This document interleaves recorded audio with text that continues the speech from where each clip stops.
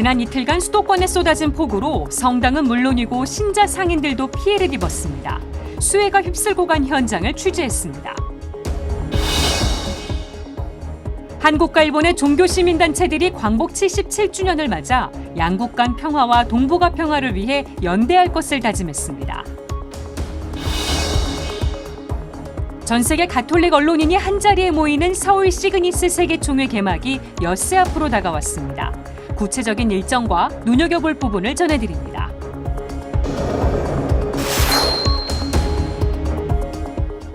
시청자 여러분 안녕하십니까? 8월 10일 수요일 CPBC 뉴스 시작하겠습니다. 이틀간 수도권에 쏟아진 폭우가 소강 상태에 접어들었습니다.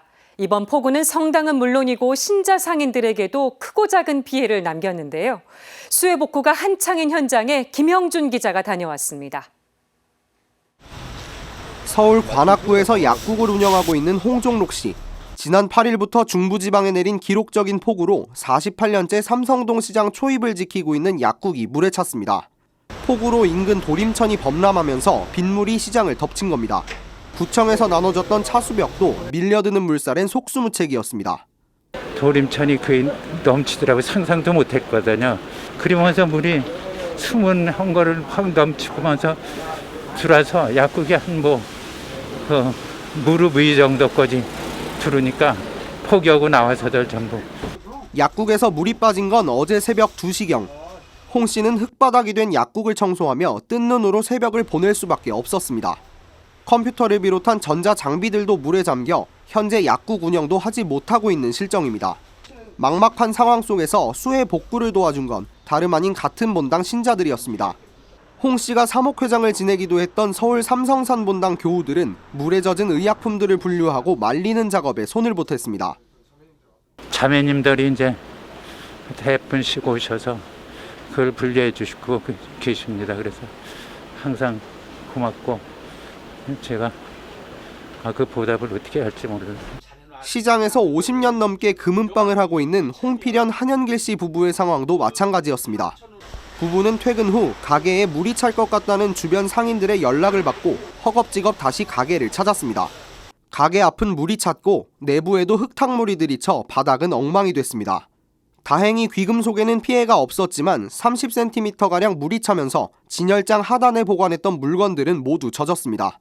오염된 제품들을 모두 폐기하고 몇몇 케이스들을 건졌지만 실제 사용할 수 있을지는 미지수입니다. 이 물이 빨리 안 빠지고 그게 역류가 돼갖고 하수들은 막 올라오는 거예요. 진열장 안에 밑에 의자 밑에 박스 케이스 다 버리고 이제 위에 것만 몇 개만 이제 씻어서 건져놨는데.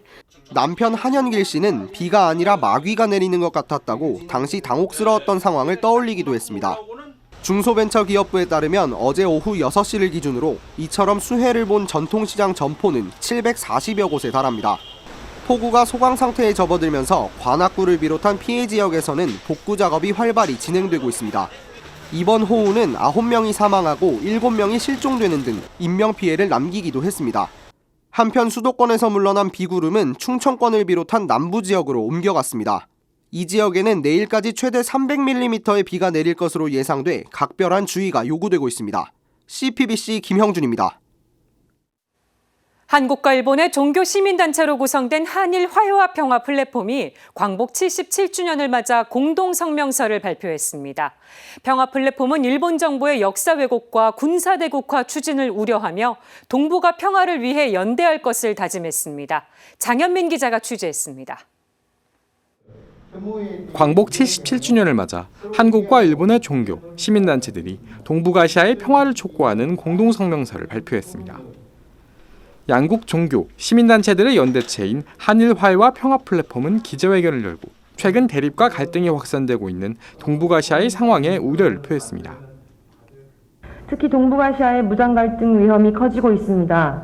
미국이 중화인민공화국과 조선민주주의인민공화국을 커다란 군사적 위협으로 규정하여 압박 정책을 펼치고 일본과 한국이 미국의 중국 위협론, 나아가 북위협론에 입각해 배타적이고 공격적인 군사 동맹 속으로 더욱 깊숙이 편입되고 있는 것은 매우 위험한 일입니다.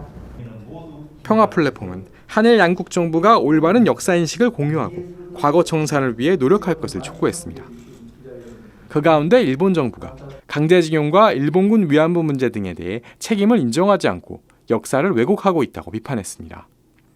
그러면서 일본 정부의 역사 교육에 대한 부당한 개입을 중단하고 동북아시아의 화해와 평화를 실현하는 역사 교육을 실시해야 한다고 강조했습니다. 평화 플랫폼은 또 일본 기시다 정권이 노골적으로 군사 대국화를 추진하고 있다고 우려했습니다.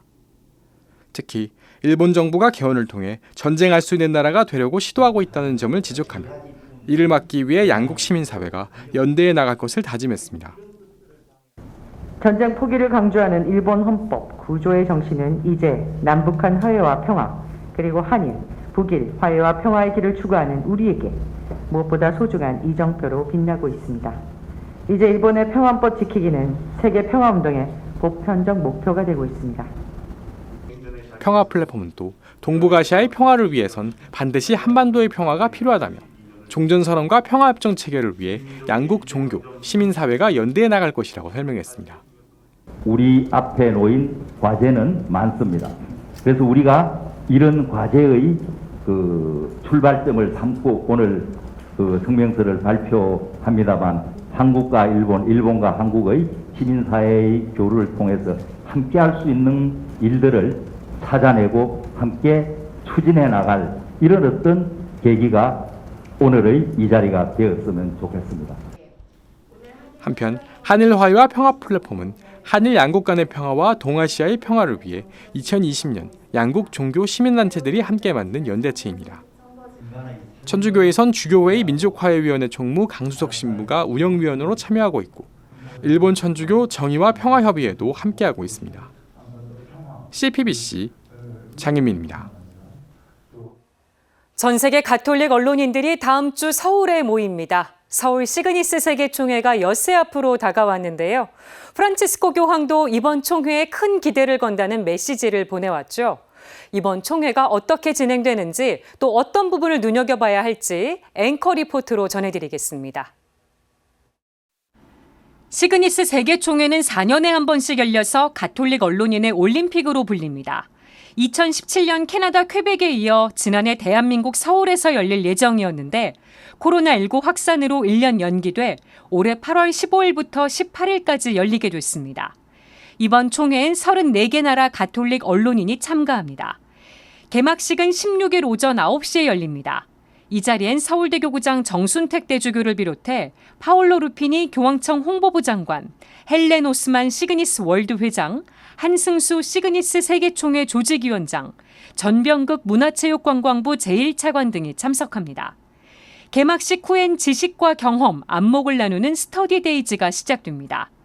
참가자들은 총회 기간 매일 오전 스터디데이즈를 갖는데 이날의 주제는 초연결 시대에 고립된 개인입니다. 시공간을 초월해 소통할 수 있는 시대에 살고 있지만 진짜와 가짜가 혼재된 공간에선 고독과 소외 현상이 발견되고 공동체가 붕괴되는 이유를 생각해 봅니다. 파올로 루피니 교황청 홍보부 장관이 이에 대해 기조 강연을 할 예정입니다. 17일 제2세션 주제는 가짜뉴스와 신뢰의 위기입니다. 여론과 의사결정 과정을 왜곡하고 사회 갈등을 증폭시키는 가짜뉴스를 심층적으로 들여다보는 시간을 갖습니다. 지난해 노벨 평화상을 수상한 러시아 언론인 드미트리 무라토프가 화상으로 기조 강연을 합니다. 18일 제3세션 주제는 우리 삶의 터전, 지구 지키기입니다. 코로나19를 계기로 감염병과 기후위기의 관련성이 확인되면서 하나뿐인 지구를 지키기 위해 인간과 지구가 조화롭게 살 수 있는 방안을 모색해 봅니다. 태평양 루터 신학교 신디아 모에로베다 교수가 화상으로 기조 강연에 나섭니다. 총회 기간엔 굵직한 포럼들도 개최됩니다. 16일 오후엔 국제 언론인 포럼이 열립니다. 총회 주제인 디지털 세상의 평화에 대해 전 세계 언론과 미디어가 수행해온 역할과 과제에 대해 이야기를 나눠봅니다. 17일 오후엔 국제 청년 포럼이 열립니다. 코로나19로 언택트 시대가 열리면서 뉴미디어 플랫폼을 활용한 청년들의 신앙생활을 들여다보고 앞으로 나아갈 방향을 모색해 봅니다. 이번 총회는 서강대 정화상관 국제회의장에서 열리며 메타버스, 줌, 유튜브 등 여러 매체가 동시에 활용됩니다. 덕분에 전 세계 13억 명의 가톨릭 신자는 물론이고 디지털 기술과 콘텐츠에 익숙한 전 세계 MZ세대들도 자유롭게 참여하고 소통할 수 있습니다. 16일 저녁 환영미사는 서강대 이냐시오 성당에서, 18일 저녁 감사미사는 서울대교구 주교자 명동대 성당에서 각각 봉헌됩니다. 참가자들은 개막식 전날인 15일 남북분단의 상징인 DMZ와 경복궁, 남산타워 등을 방문하며 문화 탐방에도 나설 계획입니다. 또 16일에는 한국의 문화와 가톨릭을 알리는 시간이 마련되어 있고 시그니스 세계총회 이사회도 예정되어 있습니다. 가톨릭 평화방송은 서울 시그니스 세계총회 주관방송사로서 홍보 영상 제작부터 행사 연출과 중계, 기록 영상 제작 등을 맡았습니다. 우리나라에서 처음으로 열리는 시그니스 세계총회. 이번 총회는 디지털 시대의 평화의 의미를 다각도로 고찰하고 더불어 한국의 가톨릭과 문화를 알리는 뜻깊은 시간이 될 전망입니다. 지금까지 앵커 리포트였습니다. 원주교구 평신도사도직협의회가 9월 순교자 성월을 맞아 순례대회를 개최합니다. 복자 최혜성 요한과 순교자들을 기리고 순교 성인들의 신앙을 이어받는 자리가 될 전망입니다. 원주교구 평협의 2022 순교자 성월 순례대회는 크게 세 부분으로 나뉘어 진행됩니다. 먼저 복자 최혜성 요한길 걷기입니다. 9월 한 달 동안 서지마을을 출발해 옛술미공소, 대안리공소, 후리사공소 등을 거쳐 원동성당에 이르는 32.7km의 순례길 완주입니다. 자유롭게 순례길을 걸으며 스탬프 여행을 즐긴 완주자에게 기념품을 제공합니다. 복자 최혜성 요한길 순례대회도 열립니다. 다음 달 24일 서지마을을 출발해 강원가면까지 30km의 순례길을 완주하면 됩니다. 순례대회는 강원가명에서의 마당극과 원주교구장 조규만 주교가 집전하는 미사로 마무리됩니다. 오는 16일까지 선착순 200명을 모집하며 다른 교구 신자도 참여할 수 있습니다. 순례대회 마지막은 순교자 성월 순례대회 체험 후기와 사진 공모전입니다. 접수 기간은 10월 1일부터 15일까지며 체험 후기 등은 이메일로 제출하면 됩니다. 자세한 내용은 원주교구 평신도사도직협의회로 문의하면 됩니다. 가톨릭 평화방송이 TV 매일미사 시청자들과 신자들이 보내온 성금 2억 원을 선한목자 예수수녀회에 전달했습니다. CPBC 사장 조정래 신부는 오늘 서울 중구 CPBC 본사에서 선한목자 예수수녀회 위임구장 임희중 마리아 수녀에게 성금 2억 원을 전했습니다. CPBC는 지난 6월 19일 TV 매일미사를 통해 경기도 포천에 있는 수녀회 양성소의 리모델링 필요성을 알렸습니다. 수녀회는 양성소로 사용해온 건물의 노후화로 리모델링 공사를 시작했지만 최근 급격한 공사비 상승으로 CPBC의 도움을 청해왔습니다. 수녀회는 리모델링을 마친 양성소 건물을 기도와 피정, 상담시설로 이용할 수 있도록 무료로 개방할 예정입니다. 선한목자 예수수녀회는 복자 야고보 알베리오네 신부에 의해 1938년 로마에서 창립됐고 1983년 한국에 진출한 국제수도회입니다. 이상으로 CPBC 뉴스를 마칩니다. 시청해주신 여러분 고맙습니다.